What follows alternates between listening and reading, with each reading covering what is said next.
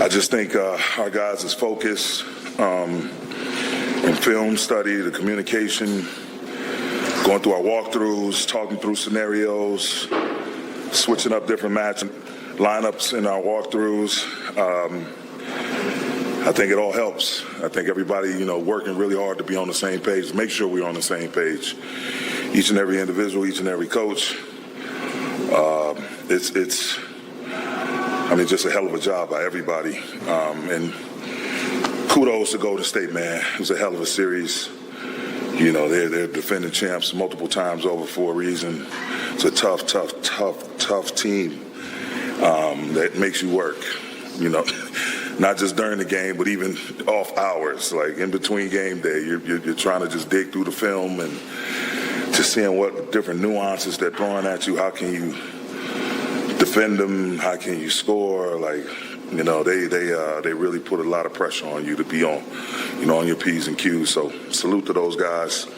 But I'm super duper proud of our guys. The players, the coaches, Rob, Jeannie. I'm so happy for the entire organization to be able to sit here and be in this position. Have a challenging year to say the least, but at the end of the day, we kept powering through. Our vibes stayed positive.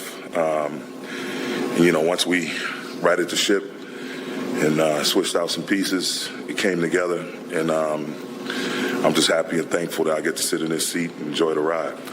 We talked about LeBron before the game. You said you were going to need something from everybody. Yes. But just now, that performance tonight in this stage of his career, how would you summarize it? Man, just our leader. He and A both has been our leader, not just by chatter, by example. Stepping up, playing big in the biggest of moments. Those guys really helping the young guys, really communicating with the coaching staff. And again, it's things that we all see out there, and everybody communicating with one another, sharing dialogue, having dialogue, to find the best way, not your way, my way, his way, their way, but the best way to go about our business. And so it was on display tonight. Did a great job playing downhill with 1 assist, 1 rebound short of a triple-double, fingerprints all over the game, steals, block shot, and then just controlling the glass. Dennis setting the tone on Steph early defensively. D'Angelo playing solid, just doing a little bit of everything.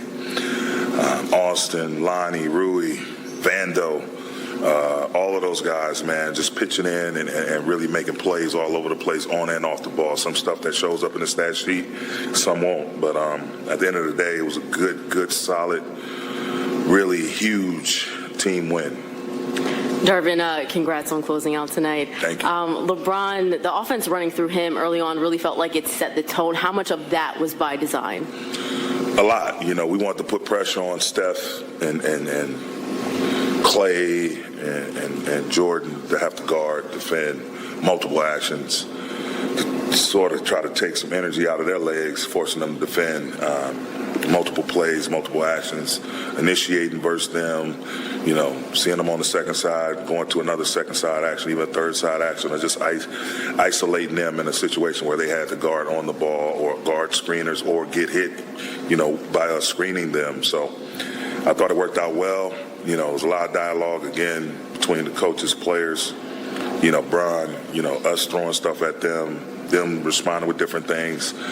By the time I get to the huddle, they already have a good idea, clear idea how they want to attack, and that is great. Just to have a team with an IQ like that that's not just waiting to be told something, and that's okay too. But when you're coaching and everybody's just an interactive situation, the care factor. It takes the care factor to a whole entirely different level, a positive one at that. And so our offensive attack, we just want to, again, not settle, not play soft, not play slow. We want to really just go downhill, live in the paint, and I think you saw that from the amount of free throws we took. We just stayed aggressive. Darvin, over here. I hate to spin you ahead, but I will. What's the game plan for Jokic, and what have you thought about the way he's played in the playoffs so far? BT, if you're around on Sunday, I will let you know. You're not going to push the fast forward button on me that fast. We already know that monster in the Rocky Mountains that's waiting on us. But we're going to take it. Is it okay if we enjoy this one tonight? Do you mind? Yes, you can, Darvin. I appreciate you. Nice suit, by the way. No more dips. Unbeatable, went up 3-1. He had 30 points, 10 of 14, 2 for 3 from the three-point line, 9 rebounds, and 9 assists. He played 43 minutes. And here's what's interesting, guys. His first 30-point playoff game this postseason. The Lakers are undefeated at home in the postseason. If you want to go back to the regular season to plan, it's 9 straight games.